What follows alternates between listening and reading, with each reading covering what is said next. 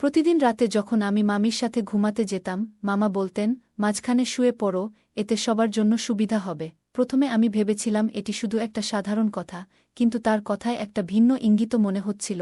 এক রাতে মামি গভীর ঘুমে ছিলেন, আর ঘরের পরিবেশ ছিল নিস্তব্ধ। তখন আমি ঘুমের মধ্যে হঠাৎ আমার কাঁধে কিছু একটা অস্বাভাবিক অনুভব করলাম। প্রথমে ভাবলাম হয়তো কিছু ভুল হচ্ছে বা আমার কল্পনা, কিন্তু সেই স্পর্শটি ধীরে ধীরে কাঁধ থেকে নিচের দিকে সরতে থাকে। সঙ্গে সঙ্গে আমার হৃৎস্পন্দন দ্রুত হয়ে উঠল।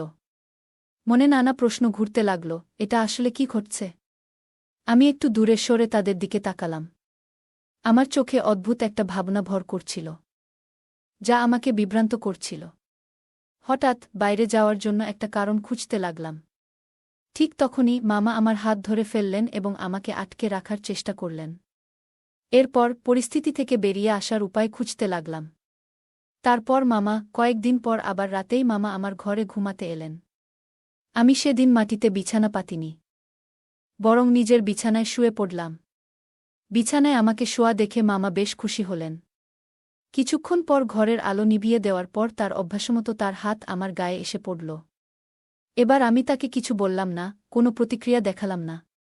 তারপর, আমার নাম পূজা, আমি 18 বছরের তরুণী। আমার গায়ের রং ছিল ফর্সা, যা আমাকে আরও আকর্ষণীয় করত। আমি বাইরে বের হলেই সবাই আমার দিকে তাকিয়ে থাকত। আমি নিজের শরীরের অনেক যত্ন নিতাম। বন্ধুরা, আজকের গল্পটা অনেক বেশি স্পেশাল হতে চলেছে, তাই কেউ মিস করো না। দয়া করে গল্পগুলো ভালো লাগলে ভিডিওটি লাইক, শেয়ার এবং চ্যানেলটি সাবস্ক্রাইব করো প্লিজ। কয়েকদিন আগে আমার মামি আমাকে তাদের বাড়িতে এনেছিলেন। কিন্তু গরমের ছুটি কাটানোর জন্য নয়, বরং একটা আলাদা কারণেই মামির বাড়িতে আসা। আমার মায়ের সঙ্গে মামির বন্ধুত্ব ছিল, তাই মায়ের কথায় আমি মামির কাছে এসেছিলাম। তিনি আমার নিজের মামি নন। ফোনে জানানো হলো যে তানিয়া মামি আমাকে নিয়ে যেতে আসছে এবং কিছুদিন তার বাসায় থাকতে হবে। আমার মা-বাবা দুজনেই চাকরি করেন। কিছুদিন আগে মায়ের বদলি হয়েছে, সেই নতুন পোস্টিংয়ের গ্রামে বিদ্যুৎ বা পানির ভালো ব্যবস্থা নেই। মা সেখানে যোগ দেওয়ার আগেই গ্রামটি দেখে এসেছিলেন এবং পুরো পরিস্থিতি বুঝতে পেরেছিলেন। গ্রামের অবস্থা জানার পর বাবা মাকে পরামর্শ দিলেন যে প্রমোশনের জায়গাটি যেন পরিবর্তন করিয়ে নেন। এই পরিবর্তনের জন্য মাকে হেডকোয়ার্টারে যেতে হতো, আর বাবাও মায়ের সঙ্গে সেখানে চলে গেলেন। তারপর বাড়ি ফেরার পথে তাদের গাড়ির দুর্ঘটনা ঘটে। সকালে বাড়ি থেকে বের হলেও বিকেল হয়ে যায়, তবুও তারা বাড়ি ফেরেনি। সন্ধ্যাবেলা মায়ের ফোন এলে আমি জানতে পারি কী ঘটেছে। দুর্ঘটনাস্থলটি আমাদের বাড়ি থেকে বেশ দূরে ছিল। মা জানালেন যে তার শারীরিক অবস্থা মোটামুটি ভালো আছে, তবে বাবাকে 1 মাসের জন্য হাসপাতালে থাকতে হবে। মা আমাকে সাহস দিয়ে বললেন, তুমি চিন্তা করো না, আমরা না ফেরা পর্যন্ত তুমি আমার এক বান্ধবীর বাড়িতে থাকবে। তানিয়া মামি তোমাকে নিয়ে যেতে আসছে। আমি তাকে আগে থেকেই মামি বলে ডাকতাম। ফোন রাখার কিছুক্ষণের মধ্যেই মায়ের এক বান্ধবী আমাকে নিতে চলে এলেন। মামিকে দেখেই আমি জড়িয়ে ধরে কেঁদে ফেললাম। কিছু বলতে যাচ্ছিলাম, কিন্তু মামি আমাকে সান্ত্বনা দিয়ে বললেন, তোমার মা-বাবা দ্রুতই ফিরে আসবেন, চিন্তা করো না। সেই দিন আমি প্রথমবার মামির বাড়িতে এলাম। মায়ের কাছে অনেকবার তানিয়া মামির নাম শুনেছিলাম, কিন্তু কখনো দেখা হয়নি। এখন পরিস্থিতি এমন হয়েছে যে আমাকে এখানে আসতে হলো। ছোটবেলা থেকেই অন্যের বাড়িতে থাকতে আমার কখনো ভালো লাগেনি, কিন্তু এই বড় দুর্ঘটনার পর মামির বাড়ি আমার জন্য আশ্রয়স্থল হয়ে উঠল। মামির বাড়িতে পৌঁছানোর পর মামার সঙ্গে প্রথম পরিচয় হয়। মামা আমাকে খুব স্নেহের সঙ্গে আমাকে গ্রহণ করলেন। মা-বাবার বিষয়ে জানার পর তার চোখেও জল চলে এলো তার। আর তিনি আমাকে জড়িয়ে ধরে সান্ত্বনা দিতে থাকলেনও। তিনি আমাকে বললেন, তুমি এখানে নিশ্চিন্তে থাকতে পারো, কোনো কিছু প্রয়োজন হলে আমাকে জানাতে দ্বিধা করো না। তার কথাগুলো আন্তরিক শোনালেও পরবর্তীতে বুঝতে পারি সবকিছু হয়তো আসলে তেমন ছিল না। সেই সময় আমার বয়স ছিল 18 বছর। কিছুদিন আগেই 12তম শ্রেণীর পরীক্ষা শেষ করেছি এবং ছুটি কাটাচ্ছিলাম, ঠিক তখনই এই বড় দুর্ঘটনা ঘটে গেল। মা-বাবা নিরাপদে আছেন শুনে কিছুটা স্বস্তি পেলেও মুখে হাসি আর ছিল না। পরের দিন সকালে টিভির সামনে বসে থাকলেও কি চলছিল তা দেখার কোনো মনোযোগ ছিল না। শুধু মা-বাবার কথা মনে পড়ছিল, আর চোখ দিয়ে অশ্রু গড়িয়ে পড়ছিল। ঠিক তখনই মামি এসে পাশে বসলেন। তিনি আমার চোখের জল মুছে বললেন, এভাবে কেঁদো না, তোমার মা-বাবা খুব তাড়াতাড়ি ফিরে আসবেন। বেশি কাঁদলে মনে নেতিবাচক চিন্তা আসে, যা তোমার জন্য ভালো নয়। মামা বললেন, এভাবে কাঁদলে তোমার বাবার সুস্থ হতে সময় লাগবে। আর তার সঙ্গে তোমার দেখা হতেও দেরি হতে পারে। মামি আমাকে ধৈর্য ধরতে বললেন এবং বুঝিয়ে বললেন যে আমি কাঁদলে বাবা মায়ের জন্য চিন্তার কারণ হতে পারে। তাই চোখের জল মুছে চুপ থাকা ছাড়া আর কোনো উপায় নেই বুঝলাম। শান্ত হওয়ার পরও মামি খেয়াল করলেন আমি বেশ ম্লান হয়ে আছি। তিনি বললেন, তোমার মুখে হাসি ফোটানোর জন্য আমার কাছে একটা মজার পরিকল্পনা আছে।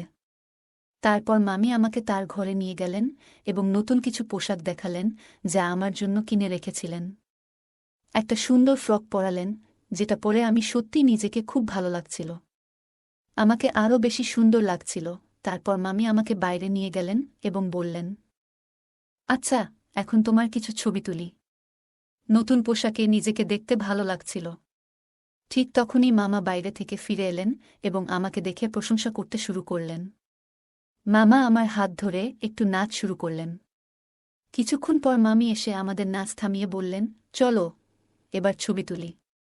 তিনি আমার অনেক ছবি তুললেন। আর খালু আমার সঙ্গে ছবি তুলতে এলেন। ছবি তোলার সময় খেয়াল করলাম তার হাত বারবার আমার পিঠে চলে আসছে। কিন্তু মামির এসব দিকে নজর ছিল না, তিনি হাসিমুখে আমাদের ছবি তুলতেই ব্যস্ত ছিলেন। মামার এই আচরণ ক্রমশ অসহনীয় হয়ে উঠছিল। আমি তাদের বাড়িতে আসার পর থেকেই মামা আমার খুব কাছাকাছি থাকতে শুরু করেছিল। তার আচার আচরণও আমার কাছে বেশ আলাদা মনে হতো। মামার আচরণ ক্রমশ অস্বস্তিকর হয়ে উঠছিল। তার আচরণ বুঝতে পেরে আমি ধীরে ধীরে নিজেকে দূরে সরিয়ে নিয়ে আমার ঘরে চলে গেলাম। সেই রাতে মামি আমার ঘরে এসে বললেন, আজ থেকে তুমি আমার সঙ্গে আমার ঘরে ঘুমাবে। আলাদা ঘরে থাকলে সারা রাত মা বাবার কথা ভেবে কাঁদবে। আমি মামির কথা মেনে তার ঘরে একসঙ্গে শোবার জন্য রাজি হলাম। তবে মামির ঘরে যাওয়ার পর খেয়াল করলাম আমাকে মামি এবং মামার মাঝে ঘুমাতে হবে। প্রথমে একটু অস্বস্তি লাগলেও মামিকে না বলতে পারলাম না। লাইট বন্ধ করে শোয়ার কিছুক্ষণ পর আমি অনুভব করলাম কেউ যেন আমার শরীরে স্পর্শ করেছে। স্পর্শ পেয়ে বুঝতে পারলাম এটি একজন পুরুষের হাত। আমার মামা পাশে ছিলেন, তাই আমি চিন্তা করে হাতটি সরিয়ে মামির দিকে রাখলাম যাতে মামা নিজেই দেখতে পারেন। মামি তখন ঘুমেছিলেন, কিন্তু যখন বুঝতে পারলেন যে হাতটি আমার দিকে ছিল, তখনই তিনি আলো জ্বালালেন এবং আমাকে আমার জায়গায় ঠিক করে শুইয়ে দিলেন। এরপর নিজে এসে আমার পাশে শুয়ে পড়লেন। পরদিন সকালে আমি তৈরি হয়ে বসেছিলাম, ভাবছিলাম মামির সঙ্গে সময় কাটানোর এটিই আমার জন্য একমাত্র সুযোগ। মামি তখন রান্নাঘরে ছিলেন। হঠাৎ তার চিৎকার শুনে দ্রুত রান্নাঘরের দিকে ছুটে গেলাম এবং সেখানে মামির পা হঠাৎ পিছলে গিয়েছিল, তিনি সোজা হাঁটুর উপর পড়ে গিয়েছিলেন। আমার মন খুব কেঁপে উঠল। দ্রুত তার কাছে গিয়ে জিজ্ঞেস করলাম, মামি, আপনি ঠিক আছেন তো? তিনি ব্যথায় কাতরাচ্ছিলেন। মামা তৎক্ষণাৎ রান্নাঘরে এলেন এবং মামিকে উঠতে সাহায্য করলেন, কিন্তু তিনি দাঁড়াতে পারছিলেন না। দ্রুত মামা গাড়ি বের করে আমাদের হাসপাতালে নিয়ে গেলেন। আমি মামির হাত ধরেছিলাম, যাতে তিনি একা না অনুভব করেন। হাসপাতালে পৌঁছানোর পর ডাক্তার তার চেক আপ করলেন এবং জানালেন যে মামির পায়ে ফ্র্যাকচার হয়েছে। এই কথা শুনে আমার চোখে জল চলে এলো। ভাবলাম এখন বাড়ির সব কাজ আমাকে সামলাতে হবে। প্রায় 2 ঘণ্টা পর মামা এবং আমি হাসপাতাল থেকে বাড়ি ফিরলাম। মামির পা প্লাস্টারে বাঁধা ছিল এবং তার চোখে যন্ত্রণার ছাপ ছিল। তবুও তিনি হাসি মুখে বললেন, মা, তুমি চিন্তা করো না, আমি খুব তাড়াতাড়ি ঠিক হয়ে যাব। সেদিন সন্ধ্যায় রান্না করার দায়িত্ব আমার উপর পড়ল। রান্নাঘরে ঢোকার আগে মামির গাউন পরে নিলাম এবং রান্না শুরু করলাম। প্রথমেই রান্নাঘর ঝকঝকে করলাম, তারপর সবজি রান্না শুরু করলাম। সবজি রান্নায় আমি বেশ দক্ষ ছিলাম, তবে রুটি বেলতে গিয়ে সমস্যায় পড়লাম, কারণ কখনো রুটি বানানোর অভ্যাস ছিল না। সেদিন রুটি বানানোর জন্য অনেক চেষ্টা করলাম, কিন্তু অনেক চেষ্টা করেও একটি রুটিও ভালো করে বানাতে পারছিলাম না। রুটি বানানোর মাঝেই হঠাৎ মামা পিছন থেকে এসে আমাকে শক্ত করে ধরে ফেললেন এবং আমাকে ভুল করে তানিয়া বলে ডাকতে লাগলেন। আমি ঘুরে বললাম, মামা, আমরা তো কয়েক মুহূর্ত আগেই মামির পা প্লাস্টারে মোড়ানো এবং তাকে হাসপাতাল থেকে বাড়িতে এনেছি। আপনি কি এত দ্রুতই ভুলে গেলেন যে মামি তার ঘরে বিশ্রাম নিচ্ছেন? মামা অপ্রস্তুত হয়ে গেলেন, যেন সত্যিই ভুলে গেছেন যে মামি বাড়িতেই আছেন। তিনি বললেন, মা, আমাকে ক্ষমা করো, ভুল করে ফেলেছি। তানিয়াকে সব সময় রান্নাঘরে দেখেছি, তাই ভুল হয়ে গেছে। মামার এটাই প্রথমবারের মতো ভুল হওয়ায় আমি তাকে ক্ষমা করে দিলাম। আমি রুটি বানানোর চেষ্টা চালিয়ে গেলাম, আর মামা পাশে দাঁড়িয়ে তা দেখছিলেন। অনেক চেষ্টা করেও রুটিগুলো ঠিকমতো হচ্ছিল না, সবই ভেঙে যাচ্ছিল। তখন মামা বললেন, আচ্ছা, আমাকে দেখাও তো, রুটি ঠিকঠাক বানাচ্ছ না কেন, আমি শেখাচ্ছি। এরপর তিনি আমার পিছনে দাঁড়িয়ে আমার হাত ধরে রুটি বেলার পদ্ধতি শেখাতে শুরু করলেন। কিন্তু আমি অনুভব করলাম যে তিনি শেখানোর অজুহাতে কিছু অন্য উদ্দেশ্য নিয়ে আছেন।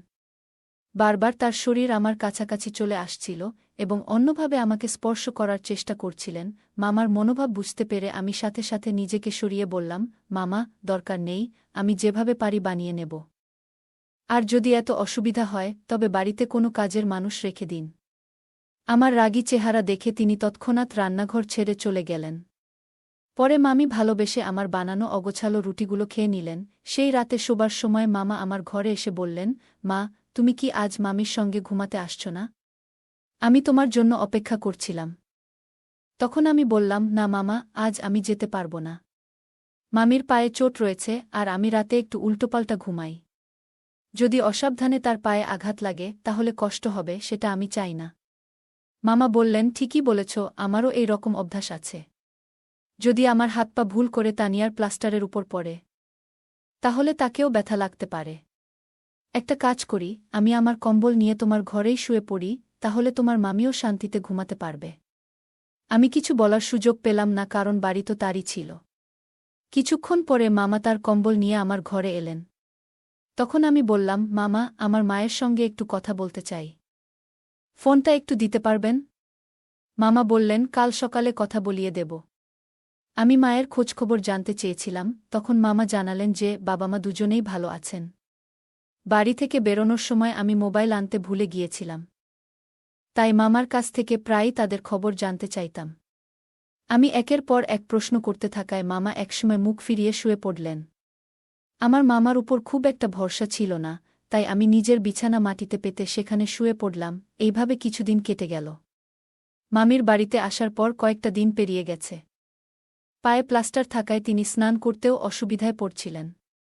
একদিন মামি বললেন, এভাবে স্নান না করে বসে থাকাটা আমার ভালো লাগছে না। তুমি কি আমাকে ভিজে কাপড় দিয়ে পরিষ্কার করে দিতে পারবে? আমি সাথে সাথেই রাজি হয়ে গেলাম। মামির জন্য ডেটল মিশ্রিত কুসুম গরম জল এবং তুলো কাপড় নিয়ে এলাম। তারপর তার মুখ পরিষ্কার করতে শুরু করলাম।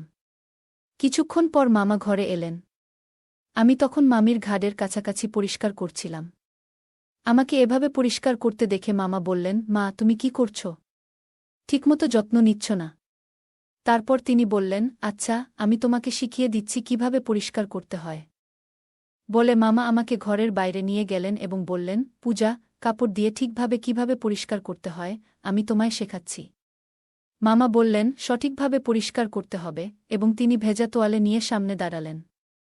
আমি বিছানায় বসেছিলাম আর তিনি আমাকে পরিষ্কারের পদ্ধতি দেখাতে লাগলেন। কিছুক্ষণ পর তার হাত আমার ঘাড়ের দিকে চলে আসছিল, যা আমার কাছে ঠিক মনে হচ্ছিল না। ভালোমন্দের মধ্যে পার্থক্য বোঝার মতো যথেষ্ট বোধগম্যতা আমার তখন ছিল, আর এই আচরণে আমি অস্বস্তি অনুভব করছিলাম। তাই দ্রুত নিজেকে দূরে সরিয়ে নিলাম। তার এমন আচরণে আমার মন খারাপ হয়ে গেল এবং চোখে জল এসে গেল। তৎক্ষণাৎ আমি মামির কাছে অভিযোগ জানাতে তার ঘরে গেলাম। সেখানে গিয়ে দেখি মামি গভীর ঘুমে আচ্ছন্ন। তার ঘুম ভাঙানো ঠিক হবে না ভেবে আমি চুপচাপ চোখের জল মুছে নিলাম এবং ঘরের অন্য কাজকর্মে মন দিলাম। বিকেলে মামি ঘুম থেকে উঠলে আমি তাকে চা দিয়ে এলাম। তিনি চা পান করতে করতে আমিও তার পাশে বসলাম।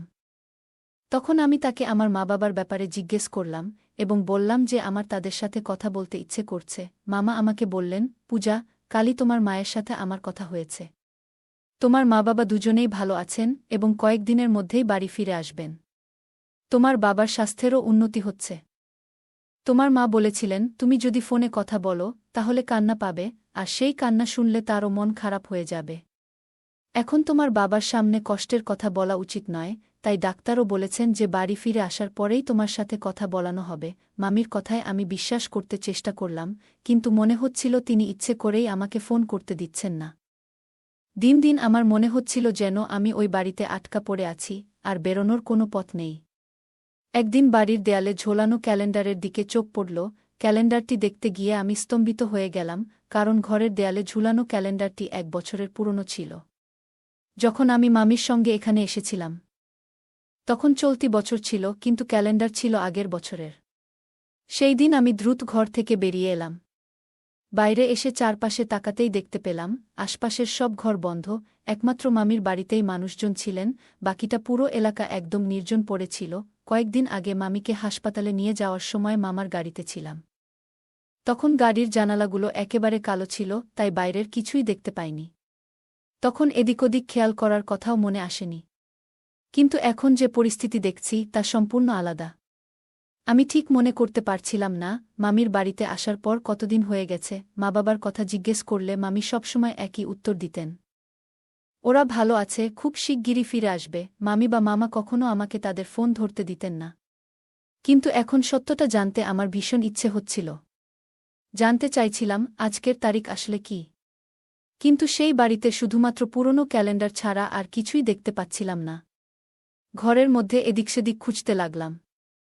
মামা আমাকে হঠাৎ লক্ষ্য করলেন এবং প্রশ্ন করলেন, তুমি কি খুঁজছ? ওই মুহূর্তে আমি কেন জানি না, কিন্তু সত্যটা বলার সাহস পাইনি। বললাম, না কিছু না, সময় কাটাচ্ছিলাম কেবল। আমার কথা শোনার পর মামা হেসে বললেন, সময় কাটানোর জন্য এই বাড়িতে অনেক কিছু আছে, চাইলে তোমার সময় কাটিয়ে দিতে পারি। তার এমন মন্তব্য শুনে আমি বুঝলাম এখন শান্ত থেকে তার ফোনের নাগাল পাওয়ার চেষ্টা করতে হবে। বাধ্য হয়ে তাকে হেসে সাড়া দিতে হল। পরে মামা যখন মামির ঘরে গেলেন, আমি ওনার পেছনে গেলাম। একটু আগের আমার আচরণ নিয়ে তিনি মামিকে সব বলছিলেন। তখনই বুঝতে পারলাম আমার সব কর্মকাণ্ডের উপর তার নজর রয়েছে। সেই রাতেই মামা আমার ঘরে ঘুমাতে এলেন। আমি সেদিন মাটিতে বিছানা পাতিনি, বরং নিজের বিছানায় শুয়ে পড়লাম। বিছানায় আমাকে শোয়া দেখে মামা বেশ খুশি হলেন। কিছুক্ষণ পর ঘরের আলো নিভিয়ে দেওয়ার পর তার অভ্যাসমতো তার হাত আমার গায়ে এসে পড়ল। এবার আমি তাকে কিছু বললাম না, কোনো প্রতিক্রিয়া দেখালাম না।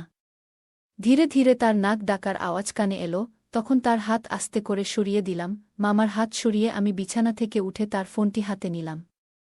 ফোনের তারিখ দেখে আমি হতবাক হয়ে গেলাম, কারণ এখানে আমি যতদিন কাটিয়েছি বলে মনে করেছিলাম, বাস্তবে তার চেয়ে অনেক বেশি সময় পেরিয়ে গেছে। মামির বাড়িতে আমার থাকা ইতিমধ্যে ৩ মাসেরও বেশি হয়ে গেছে।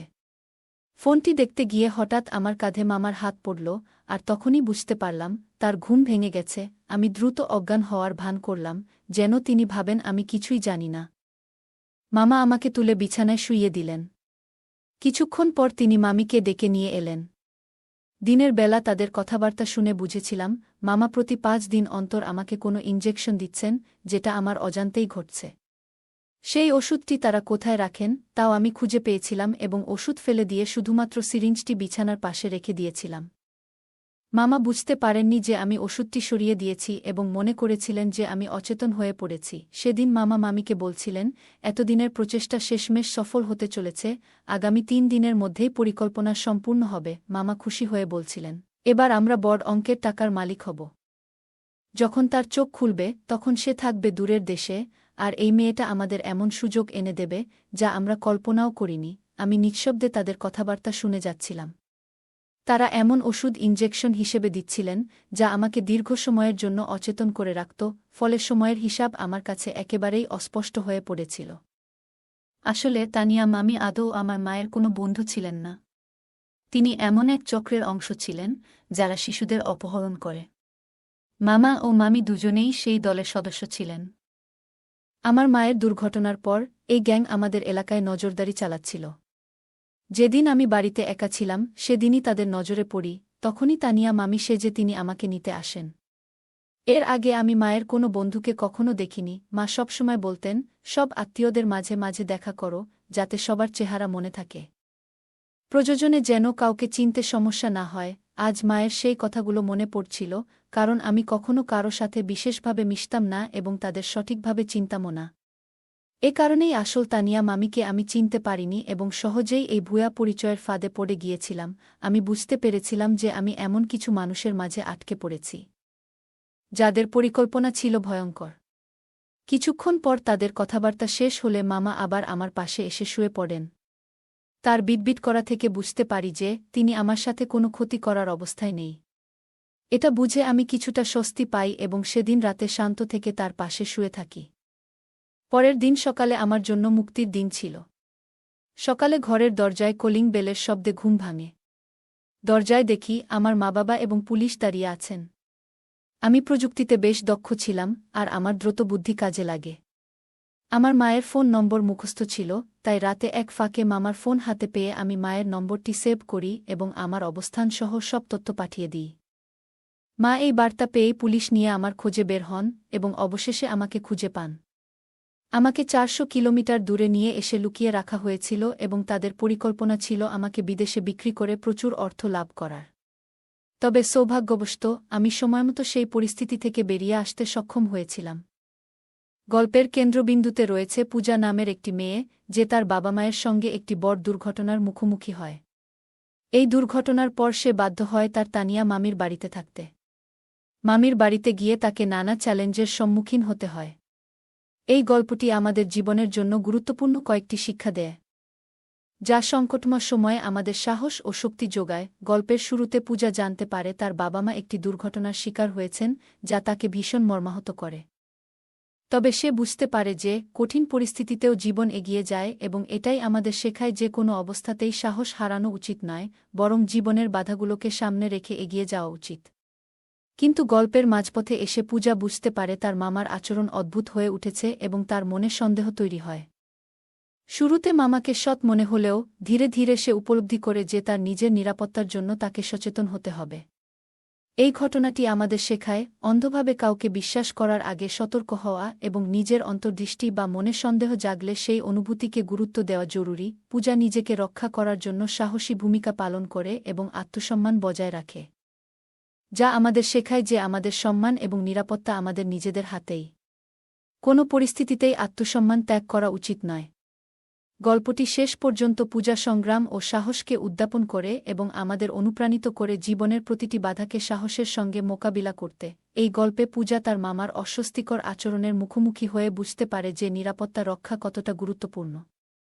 নিজের সুরক্ষার বিষয়ে সচেতন হওয়ার পাশাপাশি সে শিখছে রান্নার মতো নতুন কাজ, যা তার আত্মবিশ্বাস ও দক্ষতা বাড়ায়। পূজার মামির সাথে তার সম্পর্ক থেকে বোঝা যায় যে জীবনে বিশ্বাস ও সম্মানভিত্তিক সম্পর্ক গড়ে তোলা অত্যন্ত মূল্যবান। এ গল্পে পূজার ধৈর্য ধরে পরিস্থিতি সামলানো এবং প্রয়োজনে তার বাবা মায়ের সাথে যোগাযোগের পরামর্শ নেওয়া জীবনের সঠিক পথে এগোনোর জন্য গুরুত্বপূর্ণ শিক্ষা দেয়া।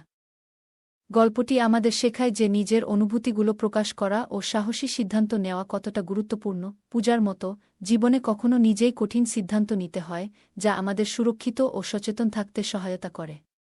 গল্পটি মনে করিয়ে দেয় যে জীবনে সবসময় অনিশ্চয়তা থাকে, তাই প্রতিটি পরিস্থিতির জন্য প্রস্তুত থাকা জরুরি। পূজার গল্প থেকে শিখি, আত্মসম্মান বজায় রাখা, ইতিবাচক থাকা এবং ভালো সম্পর্ক গড়ে তোলা জীবনে এগিয়ে যেতে সাহায্য করে। চ্যালেঞ্জ আসুক বা কঠিন সময় আসুক, কখনো হার না মানাই আমাদের মূল লক্ষ্য হওয়া উচিত। বন্ধুরা, যদি এই গল্পটি ভালো লেগে থাকে তাহলে দয়া করে ভিডিওটি লাইক করুন এবং আমাদের চ্যানেলটি সাবস্ক্রাইব করুন। পাশে থাকা বেল আইকনটি প্রেস করুন, যাতে করে আমরা যখনই নতুন ভিডিও আপলোড করি তার নোটিফিকেশন সবার আগে আপনার কাছে পৌঁছে যায়। ধন্যবাদ, দেখা হবে আমাদের পরবর্তী ভিডিওতে।